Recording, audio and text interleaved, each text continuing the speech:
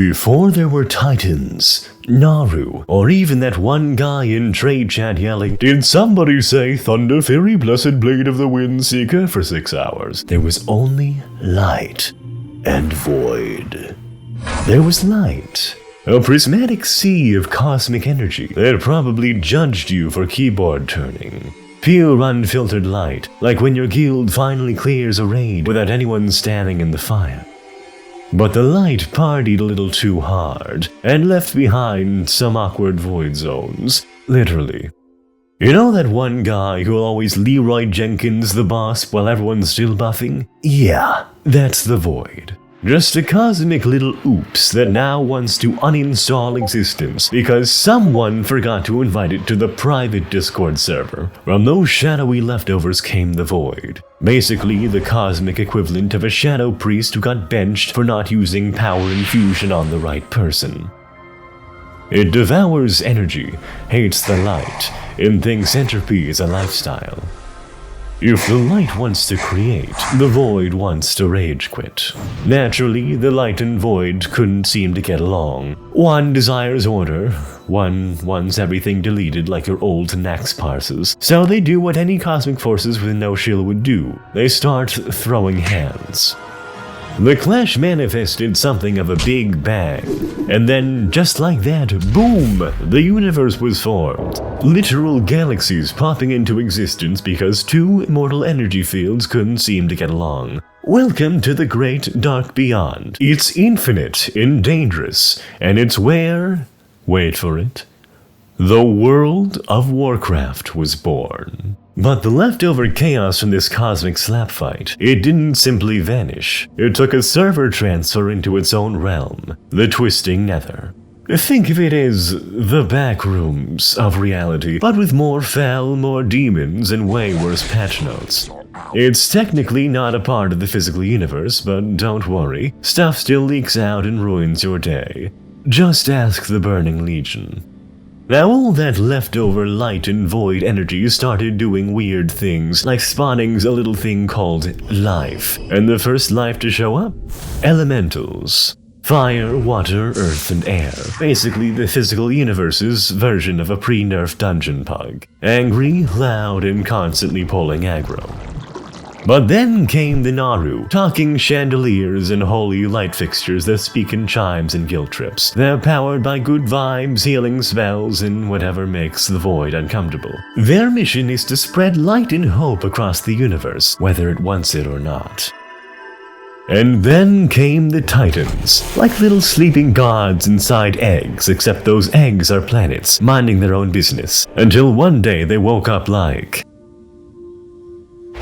Wait, am I a planet? And I've got hairs now? Nice.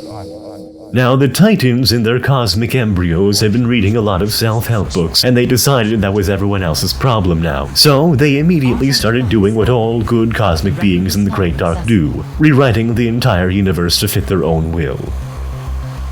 And so began a journey that would shape all of reality.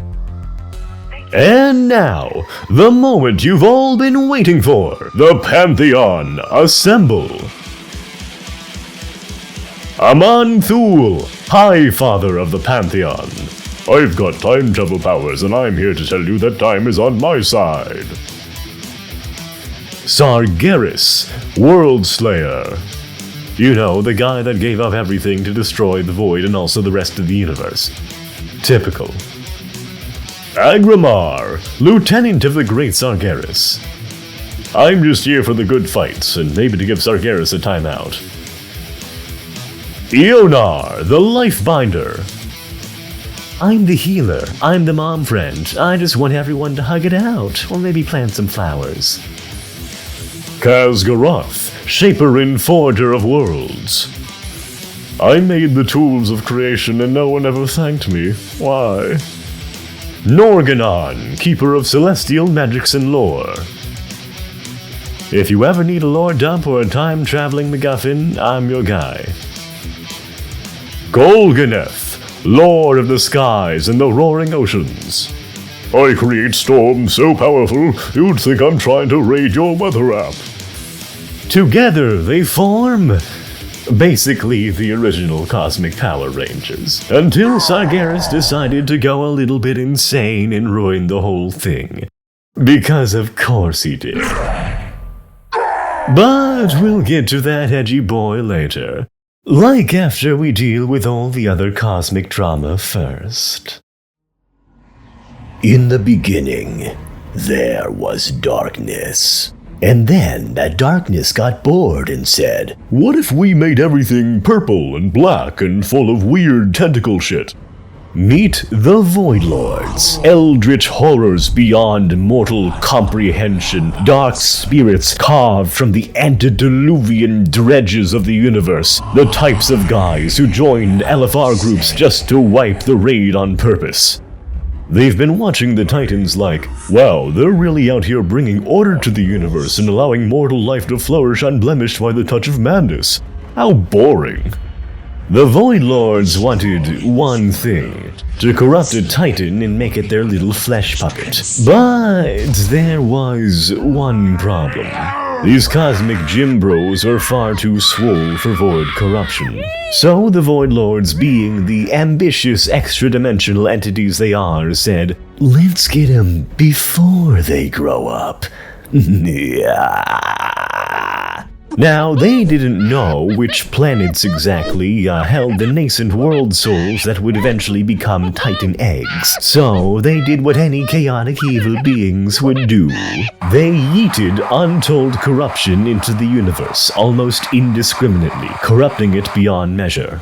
The result? The old gods. Living tumors bored into the hearts of worlds, quivering blobs and masses of eyes and tentacles and mouths. 5 of these cancerous growths found themselves embedded into the heart of Azeroth, where raid groups would wipe against them for the next untold millennia. Now, if there's one thing the Void isn't very good at, it's strategy and order. So their plan was to simply throw their little spaghetti monsters at various planets and see what stuck. Perhaps, with enough trial and error, one would be lucky enough to hit a Titan world soul. Or maybe not. Now, the Pantheon, they had no idea this was happening. Especially not Sargeras, who was far too busy fighting demons. I don't have time for creepy, incomprehensible horrors. Eventually, Sargeras learned of the Void Lords and their true plans, which led him to getting a little bit frisky and destroying an entire planet that had been corrupted by the Void, killing the little Titan fetus that dwelled within. Sargeras came to the very rational and reasonable conclusion that purging the entire cosmos of life was the only way to protect it from being corrupted by the Void. Now, who would be left to protect after he had purged it of life is something that he never got around to really considering. Unfortunately, his poor foresight would soon become everyone else's problem, as he would later go on to genocide hundreds of thousands of planets and trillions of lives. Welcome to the Burning Legion.